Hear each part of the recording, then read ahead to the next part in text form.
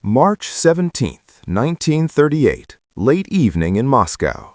Major General Konstantin Rokossovsky was dragged from his apartment by 3 NKVD agents who didn't bother explaining the charges, didn't show a warrant, and didn't care that he was one of the Red Army's most promising commanders. He had committed the unforgivable sin in Stalin's Soviet Union.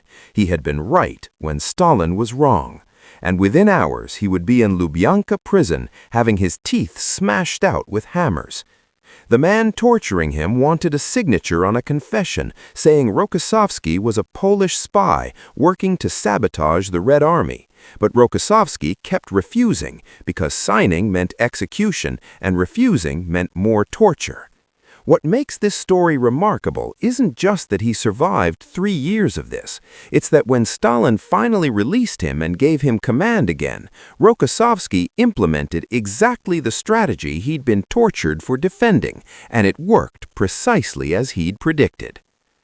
Before we dive into what Rokossovsky said that got him arrested, and how his broken body would later win the battles that saved Moscow, like this video because it helps reach more history enthusiasts like yourself, and subscribe if you haven't already. Let's get back to 1938, when one of the Soviet Union's best generals was about to learn that competence was no protection against Stalin's paranoia. Konstantin Rokossovsky wasn't a political officer or a party ideologue. He was a professional soldier who'd risen through the Red Army based on tactical skill rather than connections. Born in 1996, he'd fought in World War I and the Russian Civil War, proving himself as a cavalry commander who understood both aggressive tactics and careful planning. By the mid-1930s, he'd reached Major General and commanded a cavalry corps, respected by subordinates for being calm under pressure and methodical in planning. He wasn't flashy or political, he was simply good at his job. But Stalin's Red Army in 1938 wasn't rational. It was being torn apart by purges that were executing experienced officers and replacing them with politically reliable incompetence. The purges had started in 1937 when Stalin decided the officer corps was infiltrated with traitors, a paranoid fantasy that resulted in approximately 30,000 officers arrested or executed. Marshals, generals, experienced combat veterans were tortured into confessing to fabricated charges of espionage, then either shot or sent to gulags. The purges weren't about finding actual traitors, they were about eliminating anyone who might question Stalin's authority. What Rokossovsky didn't know was that independent thinking made you a target, and he was about to demonstrate exactly that. The disagreement that destroyed his career involved tactical doctrine for cavalry operations, a technical military question that should have been resolved through professional discussion, but instead became a test of political loyalty. Senior commanders were implementing new tactics based on Stalin's theories about modern cavalry warfare, theories that Rokossovsky recognized as fundamentally flawed. During a planning conference in early 1938, he was asked to endorse the new doctrine, and instead of automatically agreeing, he pointed out specific problems and suggested modifications based on his combat experience. His suggestions were tactically sound, his tone respectful, but none of that mattered because he'd contradicted approved doctrine. The reaction was immediate. Senior officers who'd been praising him days earlier now accused him of undermining Soviet military science and displaying disloyalty. The accusation wasn't that his analysis was wrong, it was that questioning approved doctrine meant questioning Stalin's authority, and questioning Stalin was treason. He was given a direct order to recant his position and endorse the approved doctrine. Rokossovsky refused. He wouldn't sign his name to tactics he knew would get soldiers killed. That refusal sealed his fate.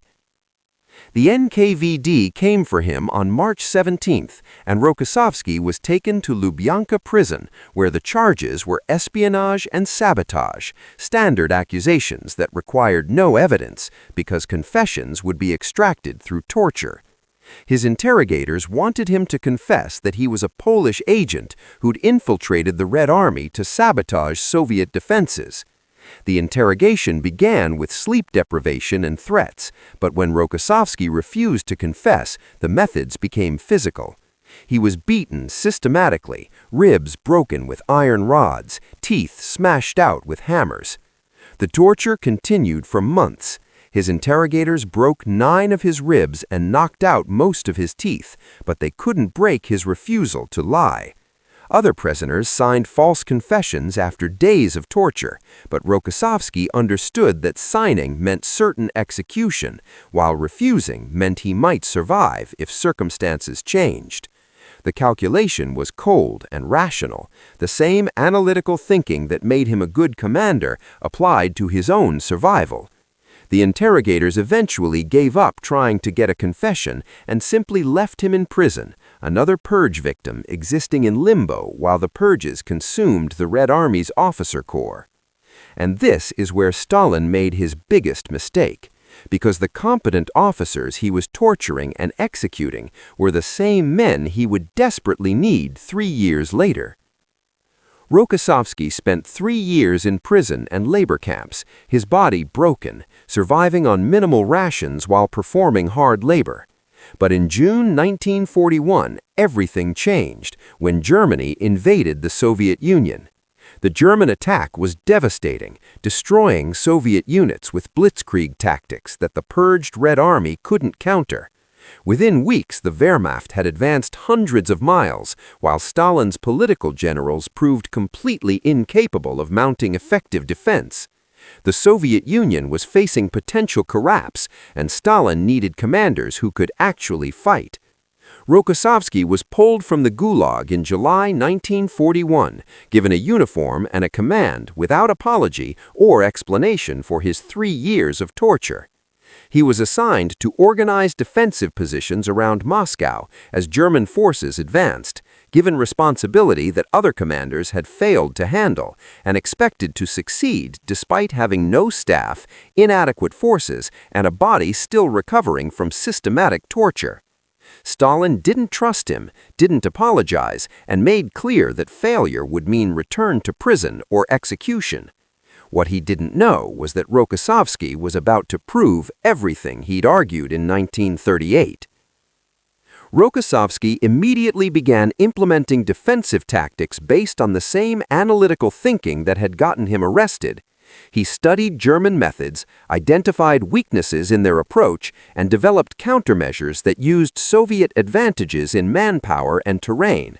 The strategy was exactly what he'd been arguing in 1938, flexible defense that traded space for time while preserving combat power. Counterattacks against German flanks rather than futile frontal assaults, coordination between infantry and artillery that created killing zones for advancing units. It worked. His sector held when others collapsed. German advances slowed and then stopped as they ran into defenses that absorbed their attacks and struck back effectively. Soviet leadership noticed. Rokossovsky was given larger commands and more responsibility, and by December 1941, he was helping plan the counteroffensive that would drive Germans back from Moscow in the first major German defeat of the war. Every tactical principle he'd been tortured for defending was proving correct on the battlefield. The Vindication continued throughout the war as Rokossovsky rose to command entire fronts, leading Soviet forces at Stalingrad, Kursk, and the final assault on Berlin. His methods became standard Soviet tactical doctrine. The flexible defense and coordinated counterattacks that he'd advocated in 1938 were now official Red Army practice. The commanders who'd accused him of sabotage were either dead from German bullets or their own incompetence. Rokossovsky never received an apology from Stalin, never got acknowledgement that his imprisonment had been unjust, never heard anyone admit that he'd been right all along. Stalin didn't apologize because that would mean admitting the purges had been wrong, and admitting error wasn't something Stalin did, regardless of evidence. But the truth was written in blood across the Eastern Front. in defensive positions that held when they should have collapsed, in counterattacks that succeeded when Soviet offensives had previously failed, in German units destroyed by tactics that Rokossovsky had advocated before anyone would listen. By 1945, Rokossovsky was a marshal of the Soviet Union, commanding the Second Belarusian Front, one of the most powerful positions in the Red Army.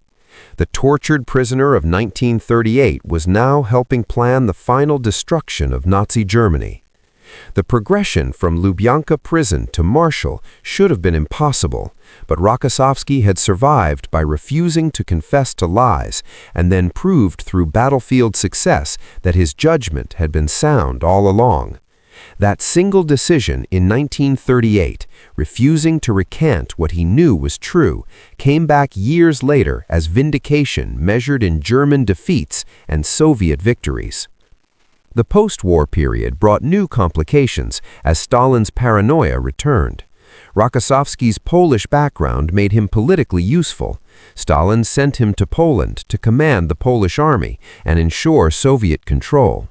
He survived Stalin's death in 1953, returned to the Soviet Union, and lived until 1968, dying at age 72 as one of the most decorated Soviet commanders, despite the 3 years of torture and the teeth that never grew back and the ribs that ached in cold weather.